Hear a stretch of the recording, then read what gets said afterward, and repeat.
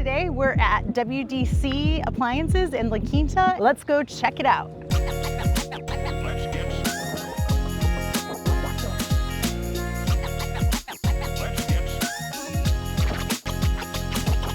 So today we are shopping for ranges. I'm so excited. It's like jewelry shopping, but for your kitchen. Particularly, I really want a retro looking range, but one with modern conveniences. So I'm gonna show you a few that I'm debating between. So first up is Aga. This model is called Aga Elise. It's on sale. It is a really good price. Holy shit. So this is like a Christmas present. So this is the Aga Elise, and it says it's on sale for $6,000. It's dual burning. It is gas range on top, and it is electric inside. One of the things you'll notice that Aga is really known for, and how they started, is not having a window. So back in the day, if you think back to it, ranges didn't have any windows. They were made of cast iron. This is still made of cast iron, made in England. I believe they're still made in England, but the reason they don't have windows is because cast iron holds its temperature. These are very good in the baking world. They're convection oven, which means they circulate all the air. One of the things that I am currently debating about is whether to do gas on top or induction.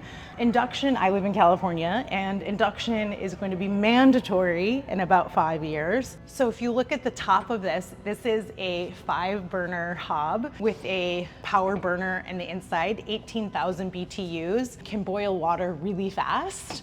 But honestly, I can't get over the $6,000 price tag. So this is the Elise, again, the Aga model, and I think it's a real contender for me.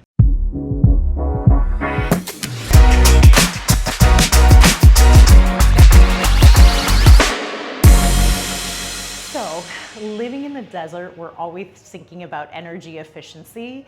And one of the things I'm thinking about while evaluating ranges and stovetops in particular is whether to go gas or induction.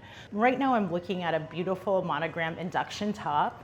I love this. It's inset into the countertop. It's sleek, it's flush, feels really good to touch. I personally felt like always I would be a gas range top girl. That's what I grew up on. I'm 40, I'm old school. But more and more, I'm leaning towards induction.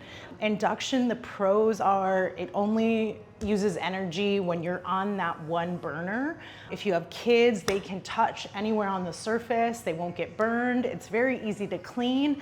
And for me, most importantly, living in the desert, I'm not using an open flame in air I've already cooled. So it just seems like kind of a no-brainer. It's also, again, for me, this particular monogram top, I can inset into the countertop, and the designer in me just loves how elegantly and seamlessly they are combined. To me, it's just your eye goes over that countertop. You don't even notice you have a cooking surface. So induction, gas cooktop, they both have pros and cons. For this girl, I'm going induction.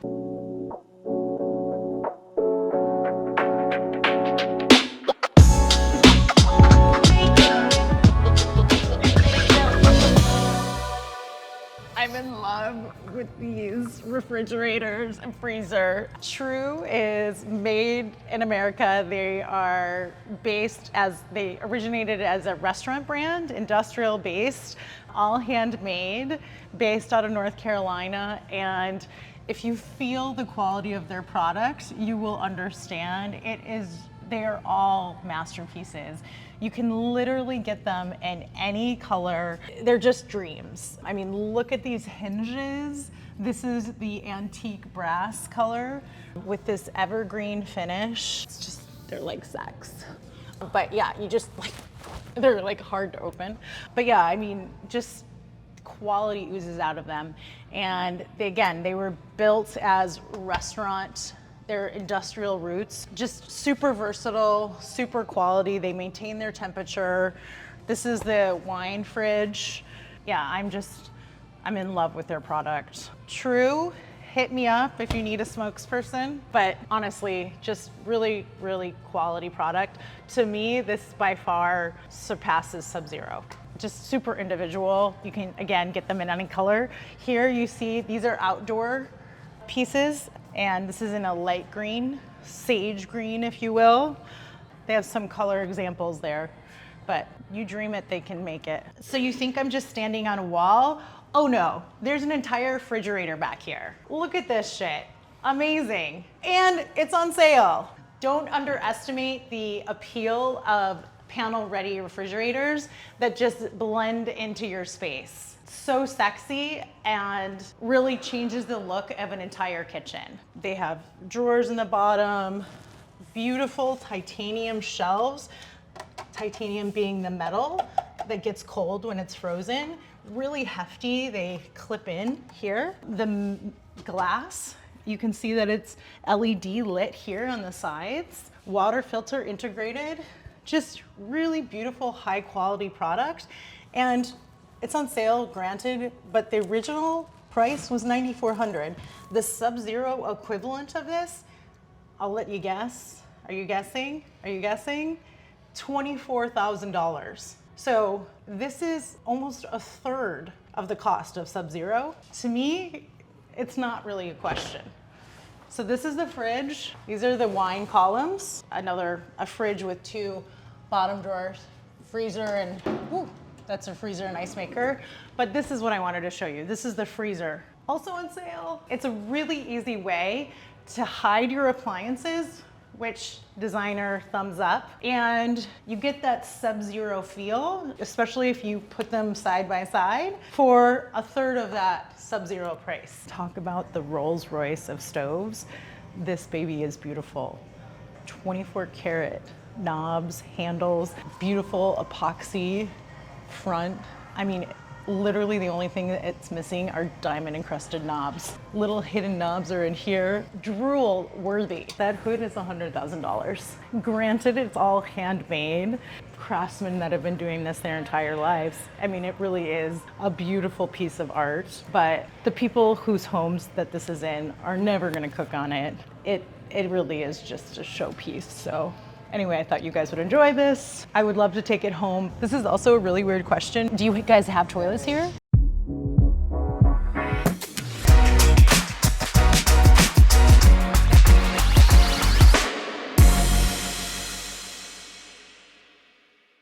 Top 5 things I look for when buying a toilet: shape, color, warranty, manufacturer, and comfort. For color, you might not think there are a lot of color choices on toilets, but there are. There's white, there's ecru, there's cream, there's black. There's basically any color under the sun toilet you could choose. So color is an option. Warranty is huge. You want a toilet that comes with a warranty. Some of these toilets are $10,000 to $12,000. If you're spending that money on a toilet, you better be getting a warranty. So look at the overall silhouette of these toilets and think about what your bathroom style is. Is it contemporary? Is it transitional? Is it classic?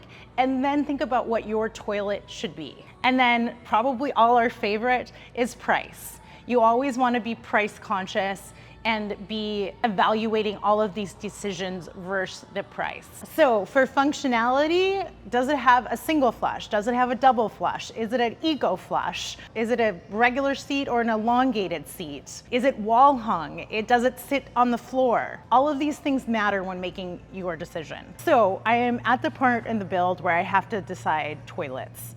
And one of my biggest pet peeves with toilets is when you can see the hose going into so basically the hose going into the wall, so all of this extra superfluous stuff. So I want to integrate a bidet in the toilet. So you see how all the modern bidets need electricity and they need plumbing. One of the things I look at is housing. I don't want to see any of like that ugly metal hose. I don't want to see this shit. I don't want to see cords. The other thing I'm looking at when I'm picking out toilets is the overall aesthetic. You have a few different options. One, you can go with a wall hung toilet, which is what you see here. All of the innards of this toilet are in the wall, and then you have your push buttons here. The other option, oh, it's so happy to see me, are the bidet with everything built inside. You have your wash, dry cycle. It'll hang you up upside down, or it'll do all kinds of fancy things to you. That's your all-inclusive option. This is your standard 2-piece toilet. That's your 1-piece toilet. This is The seat has the bidet in it. So I like this option because you can really retrofit any toilet to be a bidet. You just need this special, in this case, Toto bidet seat, and it'll do anything that those $10,000 Neo-Rest Toto toilets do for, in this case, $1,200. Okay, now we're getting into the eye candy section. Can cost anywhere up to 1 to 3,000 grand a pop. So when you're shopping for plumbing fixtures, I look for the simpler the better usually, and I look for something that silhouettes that are gonna last. I would tend to stay away from stuff like this and really kind of personal kitschy stuff. I would tend to go for more simple silhouettes, something classic that is timeless, and invest in quality. Things that get used on a daily basis, multiple times a day, that's what you want to spend your money on. So this is lacquered brass. And so lacquered brass means that it's always going to look just like this. So a lot of people, this is what they want. If you like this look, that's great. And in certain aesthetics, that's what you want. You want a modern, very polished brass look. For me though, I really like unlacquered brass. This is lacquered brass. True brass is going to change. It's going to move with time. It's going to patina with your age. Unlacquered brass is going to change with your touch. It's going to patina with time. Very different than lacquered brass. You guys might think I'm joking, but when you go bathtub shopping, actually get into the bathtubs, you would be shocked at how many people buy bathtubs that they don't fit into. They do this in, or they're actually too tall for, and they look like this. Get in to your bathtub, just like you should actually sit on a toilet. When designing your custom home, try to make those big design decisions relatively neutral and non-denominational. You really don't want to polarize your future buyer. Little small things, if you had to have this Tiffany blue faucet, the next buyer can change that. Don't make huge polarizing decisions on your windows, on your doors, on your roof. Don't put a pink roof on your house. Those really big budget decisions should really be more in the neutral category. Dryer, washer in one? Gimmicky or good idea? The design idea was that this would go under the counter in the guest house, and they could do their towels, the pool towels, everything. It would just seamlessly fit under the counter. This baby is huge. I'm not sure it's that practical. That baby over there is a lot more space economical and about half the price. So I'm going with it's a gimmick. This is a lot more practical, a third of the price, and they were working way too hard on that one. This is a great deal. I'm totally buying this. Sold. So hopefully that was as fun for you as it was for me. Stay tuned and don't forget to subscribe.